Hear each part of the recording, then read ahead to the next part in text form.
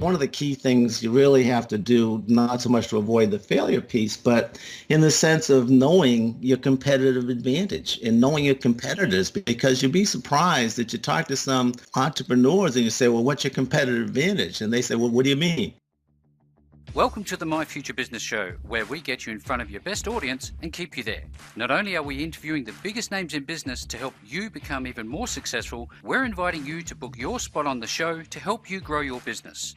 So at the end of the call, make sure you fill in the interview application form at myfuturebusiness.com/interviews. Hi, it's Rick Nuske, and welcome to today's episode of the My Future Business Show. I have with me a keynote speaker and best-selling author of 444 plus publications. Can you believe it? Welcome to the show, Dr. Robert Lussier. How are you, Robert? Great. I'm glad to be here with you, Rick. I appreciate the interview. No, absolutely. Again, it's my pleasure to have you on the show. Now, there's a lot of work that you've put into being such a prolific author. How is it that someone does so many publications, and how long has it taken you to get to that number? Well, the key thing is you don't start out with 444 plus. You start out with one, and then you got to go from there. But I've been at it for over 30 years, so that's how it goes. That's a big factor. And, you know, you do one thing and leads to another. As you know, with business like Amazon, they started with just books, and then they grew to something else, and now they sell almost everything. Yeah, so that's kind of the idea, is it just expands. But obviously, I just do more than the average academic, but academics, which I am, have to publish. If they don't, they're particularly not going to have a successful career. I just go a little extreme. I am, you know, with the evolving nature of the internet and the way people consume content nowadays, are you noticing a move at all away from traditional written text to more audio-based consumption of articles and books? Yes and no. If you're talking about articles, some of the journals are going to online only, and some of the journals are saying, well, we'll send you a print copy like the old days, but you will have to pay extra. Yeah. So that's kind of there. But when it comes to textbooks, everybody like 20 years ago even was saying, oh, the future is ebooks, the future is ebooks. But, you know, within 10 years, there won't be any more print books in colleges for the most part. But again, there's always exception. And I don't know about Europe because I'm in the United States. Yep. But my students and my co-author students say the majority of their students still want an actual book. They have the option. All of my books are available, you know, through Amazon and my own website, PublishDoNotPerish.com. But they have the option to go, with the e-copies, and they just still want that traditional book. They seem to like to be able to highlight without playing, with the computer, and they like to be able to put notes in the margins and whatever, and they're just still more comfortable. That surprises me. It's almost akin to that, the power of the pen. Physically picking up a pen runs in parallel to physically flicking the pages and dog-earing the pages that you like and highlighting it. I personally like to sit in front of a good book, but I'll consume content in any way I can get it, providing that it's relevant for me. With small business owners, beginner entrepreneurs and people like that, Robert, how important do you think it is for them to be able to write at least articles for their audience? Is it relevant? Well, it depends on the business, I'd say. If you're talking about doing some kind of consulting work other than like being a financial advisor or CPA, they're not as relevant. But if you're like a management consultant of any type, it does give you credibility. It doesn't necessarily mean that when you go in to get that consulting job that it's just going to be, oh, you're an author, automatically we want you. But if you actually have that background, and a lot of people today that are in consulting, because I've done some consulting interviews as well, because I am a consultant, is that, it does give you more credibility, and it really does. And some people are doing self-publication books, just to get their name in print, to say, I've got a book. So whatever you're consulting on, you say, well, I've got a book on whatever your topic is. Yeah. And that gives them some credibility. But anybody can do it. I mean, self-publications, anybody can do it simply today. There are companies that'll self-publish. Well, they'll do it for you at a fee. Yeah. And what some people actually do is they'll buy 25, 50 copies of the book just to have some sales, to say, yeah, it's actually selling, you know. They'll buy them themselves and give them to friends and neighbors and everybody, you know. But also part of it is when they do the consulting job, they can say, you know, I'll give you a copy or some copies of the book as well, you know. So I'm going to give you consulting, but I'll also give you the, you know, copy of the book, or sell them copies of the book. Because that's one of the things I've been encouraged by one of my publicists to do, is to say, you know, when you're negotiating that contract, because I do keynote speaking, particularly on PublishDoNotPerish, say, well, if you can't give me a certain amount of money, maybe you can guarantee me sales of my book of so much, because I make money on the sales of the book. Yeah. So it can be a negotiating point as well to sell the book in a way of making more money. And again, it can be a self-publication. I mean, it's a reality. Obviously, you can't self-publish articles, but you can books.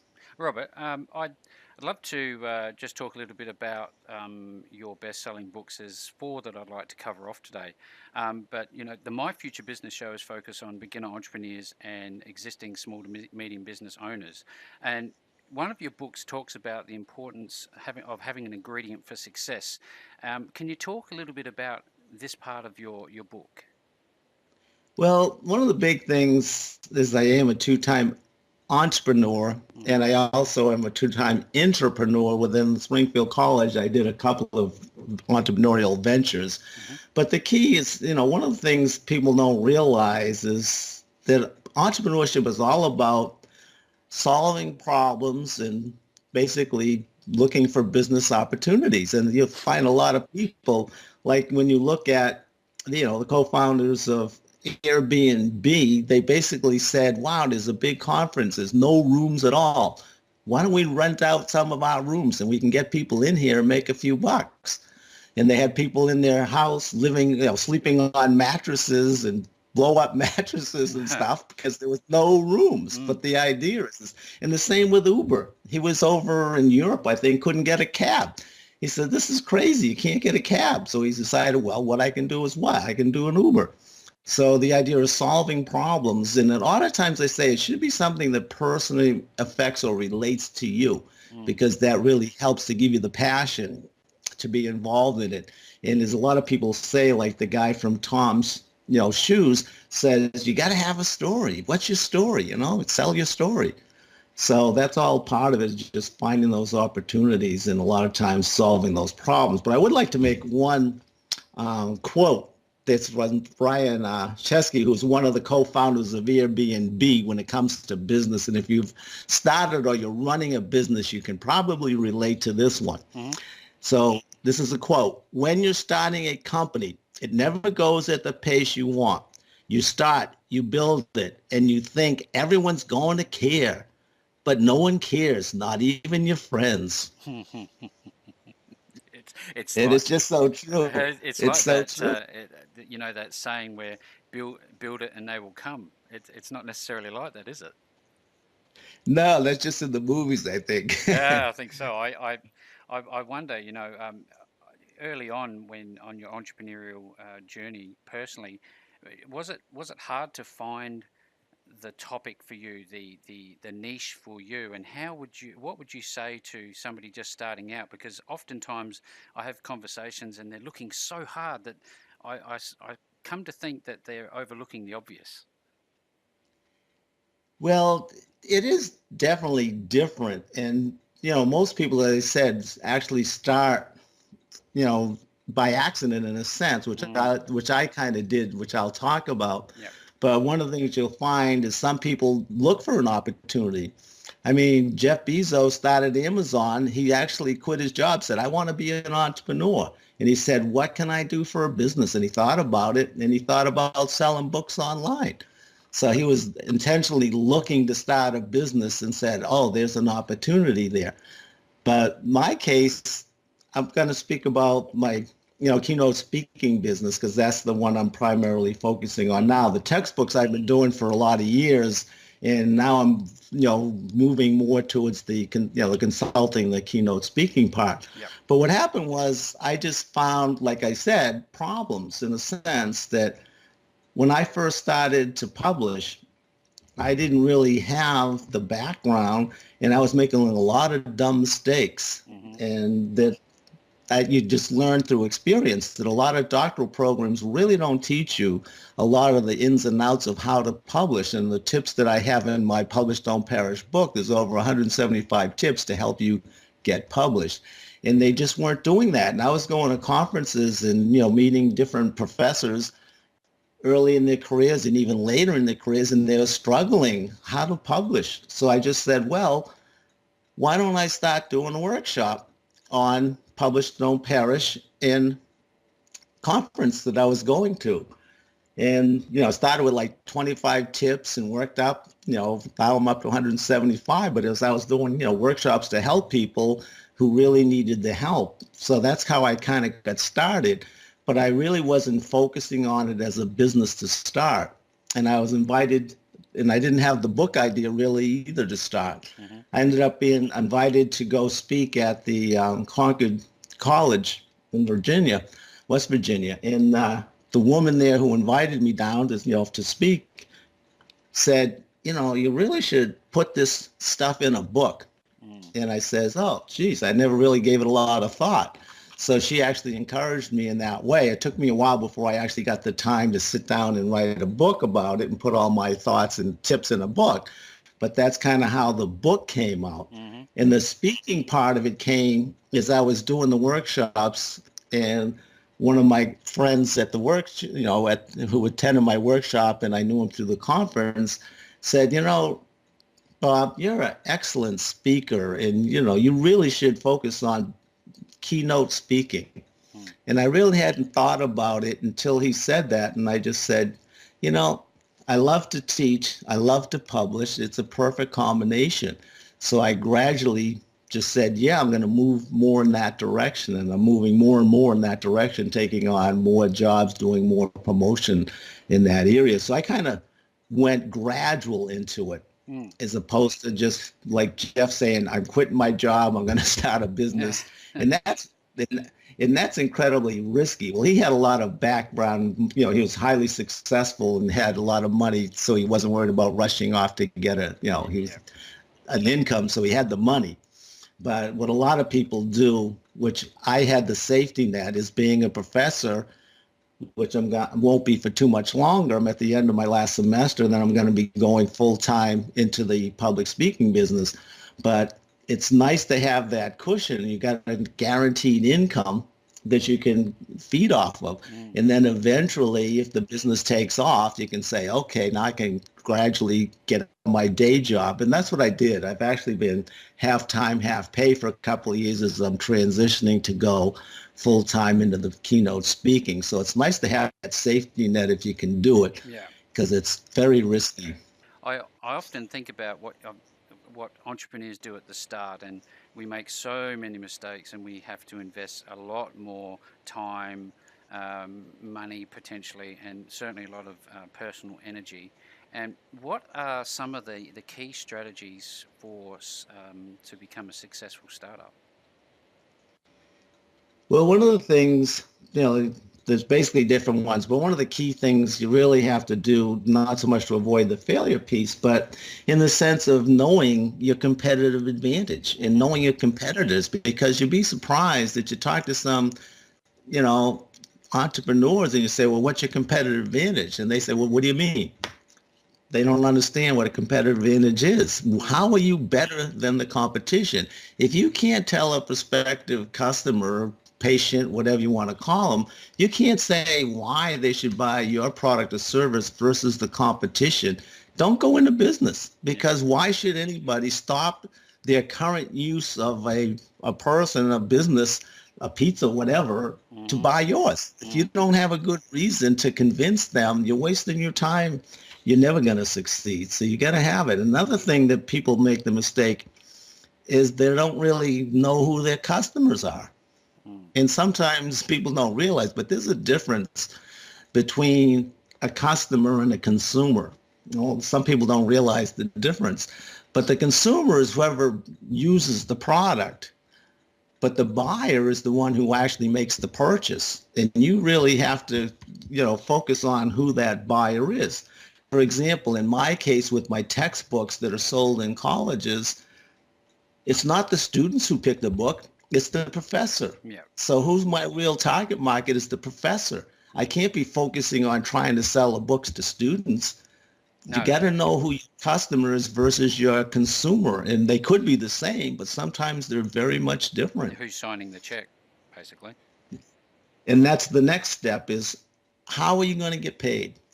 Anybody can, give free stuff away, but if you're not getting paid, they say, if you're not getting paid for your product or service, you got a hobby. You don't have a business. You got to get paid, and you got to have a way to do that. And giveaways are all good and fine, especially at the beginning if you want to say that you got some clients or sales. But if you're not making any money, you're not in business, and you're never going to stay in business long if you're losing money.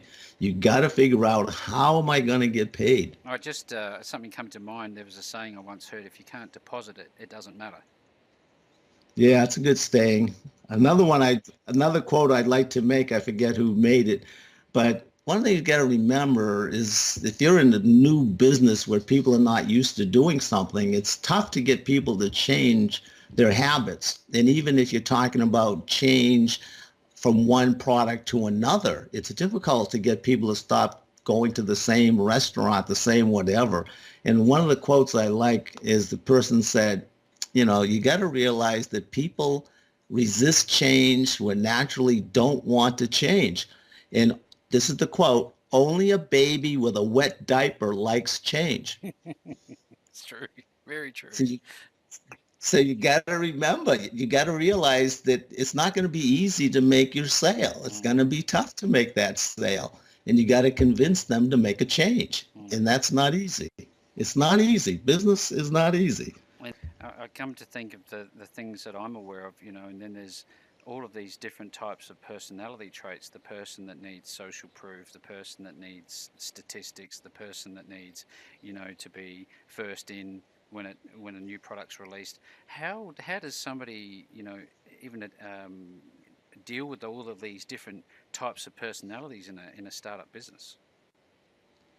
Well, it's tough, but one of the things they say is, it's helpful if you can read people, like you're saying, because if you're talking about consulting, some people are willing to go fast and rush into making the contract. Other people, they want to get to know you. They want to check your references. They want this, they want that. So you basically got to play it by ear and kind of go by their idea. But one of the key things when you're in sales, if you're the owner or not, is you got to listen to the customer. So many salespeople, they spend their whole focus on selling. This is our advantage. This is this. We got a great product. So, they just keep talking. And they don't listen to the person to find out, well, what are they really looking for? And one of the key things we're talking about is, how do you overcome those obstacles?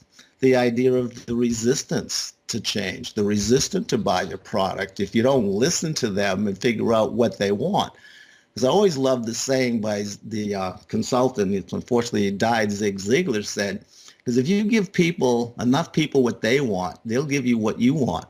And that's so true. You got people, the whole attitude is, well, what's in it for me? What's in it for me? You got to focus on them and give them something. And that's part of the competitive advantage, is, what am I doing for you? What will this product do to make your life, is the product better, faster, cheaper? Those are so necessary. Is this, can we apply this this idea of having, a unique position that you offer? Can this be applied to commodities, like common products that, you see on the shelf that everybody's selling? Well, part of that is, again, who are your customers versus the consumer. Because if you can't get in the door of the retail store, you're never going to sell the product there. So you do have people that have great products, but if you can't get into any supermarkets or whatever, I mean, just think about it. If you can get your product into Walmart, your chances of success are Are great. pretty good. Yeah. But can you get into Walmart? That's the key. So you know who your customers are. That's really the Walmart. You got to get them to buy into taking your product versus then the people will come in, they'll see the product, and you got a much better chance of success. Well, there's some great takeaways on this call so far for everybody who's listening. But one of the things is to clearly identify your customer, consider whether or not there's even a sale to be made, rather than just pushing your product or service on somebody who may not actually be ready to buy right now or even at all. Robert, I'd love to talk a little bit about the main three failure factors that you need to avoid. Well, if we go back to what we were saying originally, Mm-hmm. the success versus the failure, they're kind of like both ends of a sword. If you don't have that competitive advantage, then you're basically setting yourself up to fail. Mm-hmm. And one of the key things of the success, which is why people sometimes fail and you can't get financing, is you got to realize, you may not be even looking for financing. But you got to realize that investors never, I shouldn't say never, but they don't invest in ideas. Mm-hmm. They invest in sales. If you want to know if you've got a business or not, they say go out and do a feasibility study. Whoa, feasibility study. Mm. All you got to really do is keep it simple. If you don't have sales, you don't have a business. Yep. Before you launch that business, before you open the doors, you got to know you've got customers. Yep. And you got to be careful, because what some people do is they ask their friends and relatives, well, what do you think about my pizza or whatever else? Do you like it? Would you buy it? Oh, yeah, sure. Mm. No, you got to make sure they actually buy it, not just say they're going to. And a good example of the guy that did that was the guy from Tom's. He didn't just say, I'm going to start this shoe company and sell these shoes and give a pair away free. What he did is he literally got a group of friends together with actual shoes. He showed them to them and he said, buy them now. Will you buy them? He didn't say, do you like them? Would you buy them? He asked them, will you buy them right now? And they did.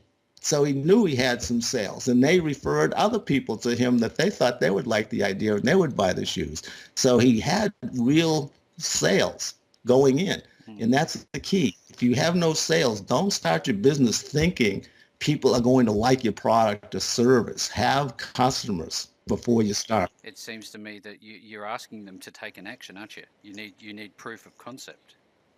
Oh, definitely. Oh, they call, feasibility study. That's, to me, a feasibility study is just basically, do you have sales? To me, that's the simple bottom line. If you don't, you're going to fail. You're going to start and you're going to not have, and, related to what you're talking about, the financial end of it, one of the problems there is, as I also have a success versus failure prediction model, which I've had in a lot of different journal articles and stuff. And one of the ones there is the idea of starting capital.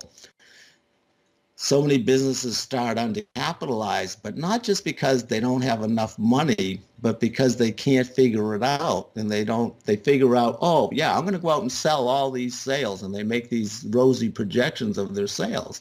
And then they have these conservative estimates of what it's going to cost them to run a business.